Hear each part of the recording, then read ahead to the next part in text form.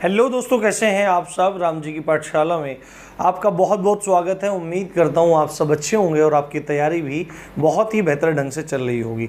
हम लोग हिंदी व्याकरण के अंतर्गत संधि को समझने का प्रयास कर रहे हैं और इतने सरल शब्दों में समझने का प्रयास कर रहे हैं कि आपको जीवन में कभी भी आवश्यकता नहीं पड़ेगी संधि को दोबारा पढ़ने की। संधि तीन तरह की होती हैं, स्वर संधि, व्यंजन संधि और विसर्ग संधि, जिसमें स्वर संधि के 5 प्रकार हैं और आज 5वें एवं अंतिम प्रकार जिसका नाम है अयादि संधि, आज उसको बहुत तरीके से समझेंगे। सामान्यतः लोग आपको या तो MCQs करवा देते हैं या डायरेक्टली बता देते हैं कि ए का आय हो जाएगा, आई का आय हो जाएगा, ओ का अव हो जाएगा और औ का आव हो जाएगा और इसी बेस पे क्वेश्चन करते चलते हैं। पर मैं आपको इसका बिल्कुल टेक्निकल पॉइंट भी बताऊंगा कि किस प्रकार शब्दों की तोड़ मरोड़ होती है और किस तरह से शब्द नए बनते हैं, किस तरह नई संधि होती है। तो बिना देरी किए चलिए शुरू करते हैं। आप एक बार इसका स्क्रीनशॉट ले लीजिए, हम कुछ एग्जाम्पल से भी समझेंगे और ये वो एग्जाम्पल्स हैं जो आपके एग्जाम पॉइंट ऑफ व्यू से बहुत इंपॉर्टेंट, इनसे ही आएगा, इनसे अलग आएगा ही नहीं। ठीक है, बहुत रेयर चांसेस है, 99% इन्हीं शब्दों में से पूछा जाएगा। अब देखो यहाँ पे देखो संधि का नाम देखो, संधि का नाम है अयादि संधि, यानी अय जमा आदि संधि। अय जमा आदि संधि मतलब अय के साथ में और भी जो हो जाते हैं, अय आय अव आव, ये आदि में चले गए तो अयादि संधि हो गया। नियम क्या है? नियम ये है कि यदि ए आय ओ औ के बाद भिन्न स्वर आए, यदि ए आए ओ औ के बाद भिन्न स्वर आए, इनसे अलग कोई स्वर आ जाए, किसके बाद? इन सब के बाद, तो ए का आय हो जाएगा, ए का इसका ए का आय हो जाएगा, आई का आय हो जाएगा, ओ का अव हो जाएगा और औ का आव हो जाएगा। ये बात आपको ध्यान रखनी है। ए का आय, आई का आय, ओ का अव और औ का आव हो जाएगा। इसको हम अब समझना शुरू करते हैं, ये नियम है। अब देखो, सबसे पहले ए का क्या हो जाएगा? आय हो जाएगा। ए का क्या हो जाएगा? आय हो जाएगा। तो सबसे पहले यहाँ पे देखो, आप ये वाला देखो, ए प्लस अ आय, ये हम एक एक करके ले रहे हैं। अगर इसमें और भी आएंगे तो हम आगे अभी देखेंगे। एक चीज़ मैं आपको पहले से बता चुका हूँ कि जो ए होता है उसकी एक मात्रा होती है और जो आई होता है इसकी 2 मात्राएं होती हैं। ये कई बार मैं आपको बता चुका हूं। तो यहां पे देखिए, हमारे पास शब्द है ने प्लस अन। हमारे पास क्या शब्द है? ने प्लस अन। तो ने में देखो, मैं आपको क्या बताया था, एक चीज है, यहां पे ध्यान दो आप। जब भी कोई शब्द होता है, सपोज करो न लिखा है, तो ये न एक्चुअली में है क्या? आधा न है और इसमें अ लगा हुआ है, आधा न है और अ लगा हुआ है। अगर हमारे पास शब्द है ने, हमारे पास शब्द है ने, तो इस ने में क्या बना हुआ है? आधा न लगा हुआ है और इसमें ए लगा हुआ है। देखो, एक मात्रा होती है, मैंने बताया था ये। तो अब इस ने प्लस अन में देखो क्या है, हमने अलग अलग कर लिया। इस ने को तोड़ लिया आधा न में और ए में, और उधर देखो यहाँ पे जो मात्रा थी वो एक ही है और आधा न है। उसके बाद ये अन जो है, अन है, इसमें से अ निकाल लिया, तो ए प्लस अ क्या बना था? हमारा अय बन गया था।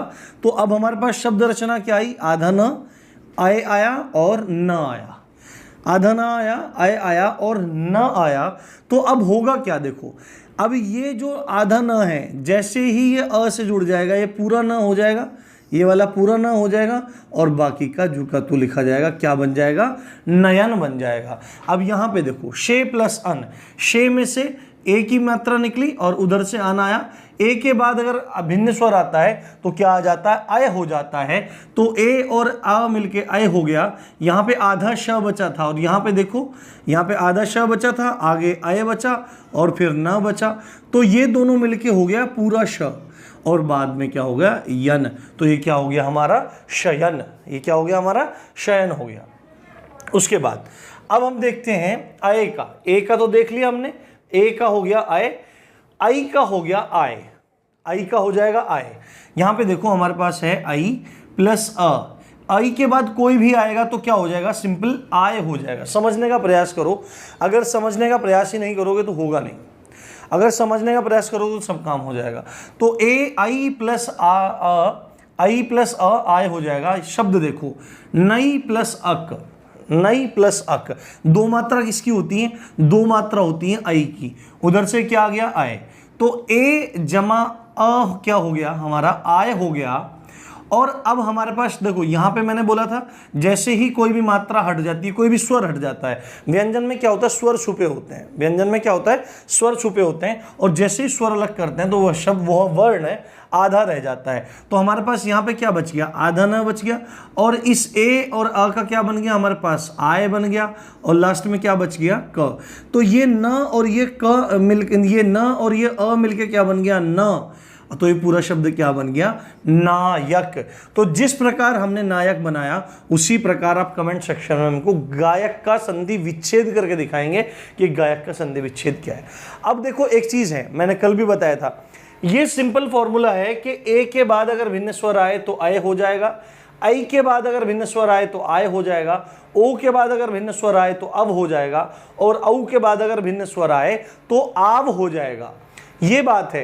तो ये बेसिक हमारा फॉर्मूला है। पर अगर साथ में मात्रा वह लग रही है तो मात्रा जरूर लगेगी।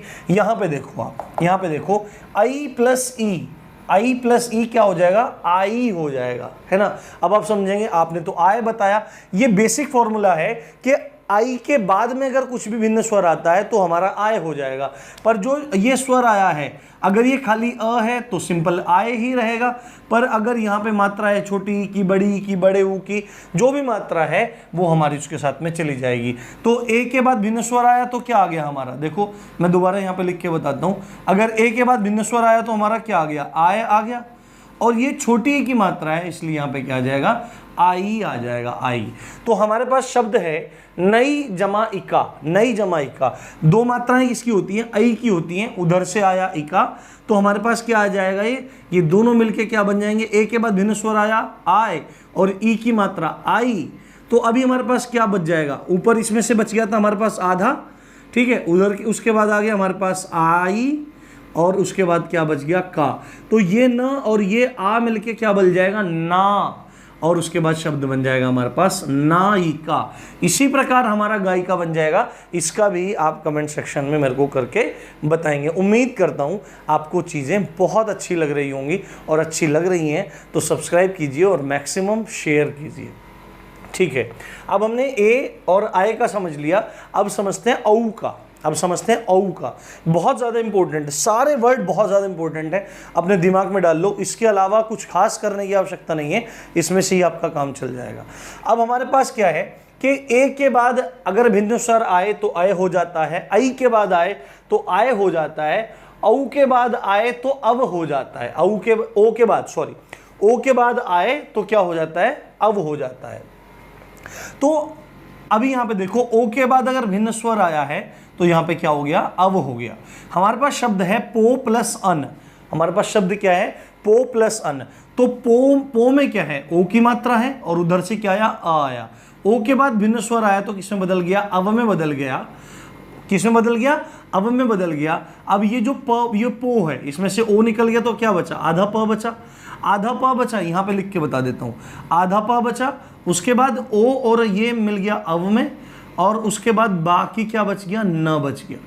अब जब ये आधा प और ये अ एक साथ संधि हो जाएगी तो ये पूरा प बन जाएगा, और बाद में क्या बच जाएगा? पवन। तो पो प्लस अन क्या है? पवन है। कौन सी संधि है? अयादि संधि है। उसी प्रकार भो प्लस अन, उसी प्रकार भो प्लस अन, भो में से ओ आया और अन में से अ आया, किसमें बदल गया? अब में बदल गया। तो आधा भ बचा, उसके बाद अब आ गया, उसके बाद न आ गया, ये दोनों मिलके बन गए भ। तो पूरा शब्द बन गया हमारा भवन। क्या बन गया हमारा पूरा शब्द? भवन बन गया, ठीक है। पूरा शब्द हमारा भवन बन गया। अच्छा, ठीक है। अब उधर से यहाँ पे आ जाते हैं। अब देखो मैंने क्या बात बताई थी, ये हैं बेसिक रूल्स। अगर खाली आ रहा है तो नो चेंज, अब ही रहेगा। पर अगर कोई भी मात्रा आ रही है तो मात्रा के हिसाब से चेंज हो जाएगा। ओ के बाद यदि कोई भिन्न स्वर आता है तो अब हो जाता है। पर यदि वह देखो अगर मात्रा है तो उसकी मात्रा लगेगी। ओ के बाद भिन्न स्वर आया तो हमारा क्या आया? सीधा अव आ गया। पर हमारे पास छोटी ही है, इसलिए क्या आ जाएगा? अवि हो जाएगा। क्या हो जाएगा? अवि हो जाएगा। हमारे पास शब्द है पो प्लस इत्र, हमारे पास शब्द है पो प्लस इत्र, पो में से आया ओ। अब बार बार मैं आपको ये चीजें नहीं बताऊंगा, डायरेक्टली हम करना शुरू करते हैं। अब पो में से ओ आया और कैसे पूरा शब्द हो जाएगा पहले वाला, ये मैं एग्जांपल यहां पे आपको दे चुका हूं। पो प्लस इत्र है तो ओ प्लस ई हो जाएगा। क्या हो जाएगा? ओ के बाद भिन्न स्वर आएगा अव और छोटी की मात्रा अवि हो जाएगा। तो हमारे पास शब्द क्या बन जाएगा?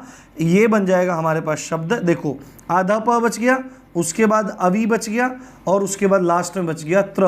तो दोनों मिल जाएंगे तो प हो जाएगा और उसके बाद शब्द बन जाएगा हमारा पवित्र।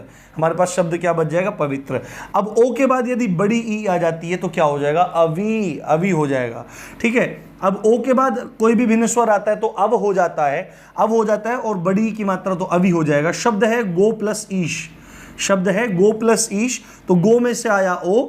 ठीक है, उधर क्या बच गया? आधा ग बच गया। क्या बच गया भाई? आधा ग बच गया। और इधर से ई आ गया तो आ के बाद ओ के बाद भिन्न स्वर आ जाएगा तो क्या हो जाता है? अब हो जाता है और बड़ी की मात्रा। उसके बाद ये किस में कन्वर्ट हो गया? ये अवि में कन्वर्ट हो गया और लास्ट में क्या बच गया? हमारा श बच गया। तो ये ग और ये आपस में संधि हो जाएगा। क्या बन जाएगा? पूरा ग और बाद में क्या बच जाएगा? गवीश, यानी कि गौ के देवता, गाय के देवता, गाय के मालिक इसमें हो जाएगा। उसके बाद हमारा आखिरी जो नियम बच गया है वो बच गया है औ के बाद अगर भिन्न स्वर आए तो आव हो जाता है। तो सिंपल है, देखो औ के बाद भिन्न स्वर आया, यहाँ पे आ आया तो आव में कन्वर्ट हो जाएगा। हमारे पास शब्द है पौ प्लस अन, देखो वहां पे पो प्लस अन है, यहाँ पे पौ प्लस अन है। ठीक है, वो बनेगा, वो बना पवन और वो बना भवन, पर यहां पे डिफरेंस है, रहेगा दोनों अयादी में। ठीक है, आपको ध्यान रखना है, रहेगा हमारा अयादी में ही। अब पौ प्लस अन आया, अब पौ में से औ निकल के आ गया, आधा प बच गया। ठीक है, ये ध्यान रखना है आपको, प्लस करेंगे। उसके बाद यहां से औ लिया हमने और यहां से अ लिया, तो औ के बाद भिन्न स्वर आया तो किसमें कन्वर्ट हो गया? आव में, तो हम लिख लेंगे आव और अंत में हमारा क्या बच गया? न। और ये प प्लस आ मिलके क्या बन जाएगा? पा, और पूरा शब्द बन जाएगा हमारा वन, पा वन, हमारा यहाँ पे शब्द बन जाएगा। ये क्लियर है? उसी प्रकार पो प्लस अक, पो प्लस अक, पौ में से औ निकला और अक में से आ आया तो किसमें कन्वर्ट हो जाएगा? आव में कन्वर्ट हो जाएगा। और अब आपको बताने की जरूरत नहीं है कि ये पौ प्लस अक क्या बन जाएगा? पावक बन जाएगा।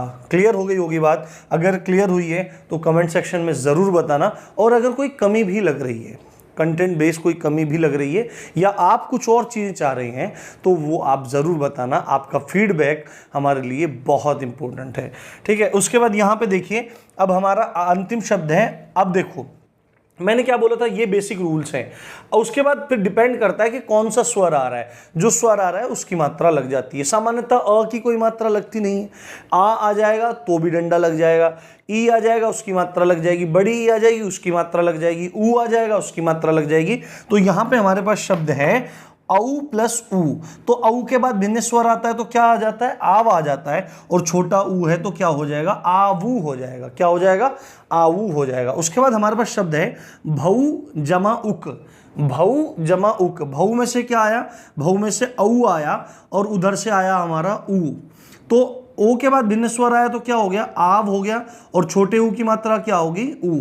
तो हमारे पास इस भऊ में से क्या निकाला था हमने? इस भऊ में से हमने औ निकाल दिया था तो आधा भ बच गया, और इन दोनों को मिला के, औ को और ऊ को मिला के हमारे पास क्या बन गया? आवू बन गया, और अंत में शब्द बच गया हमारे पास क। अब ये भ जब इस आ के साथ में जुड़ जाएगा तो पूरा हो जाएगा भ, और आ के साथ में जुड़ रहा है तो भा वुक, हमारा शब्द यहाँ पर बनकर तैयार हो जाएगा। उम्मीद करता हूँ पूरा का पूरा लेक्चर आपको समझ में आ गया होगा, और इसी तरह हम लोग आगे बढ़ते रहेंगे धीरे धीरे। संधि, समास, अलंकार, छंद, रस और अलग अलग जितनी चीज़ें हैं उनको राम जी की पाठशाला आपको डिलीवर करने की बहुत अच्छे तरीके से कोशिश करेगा, और संभव हुआ तो आपको लैपटॉप की स्क्रीन पे ले जाके प्रैक्टिस भी इन क्वेश्चंस की कराई जाएगी। उम्मीद करता हूँ सब चीज़ें अच्छी लगी होंगी। इसी अच्छी बात के साथ आप देख रहे थे राम जी की पाठशाला। मैं हूँ राम भारद्वाज। जय हिंद, जय भारत।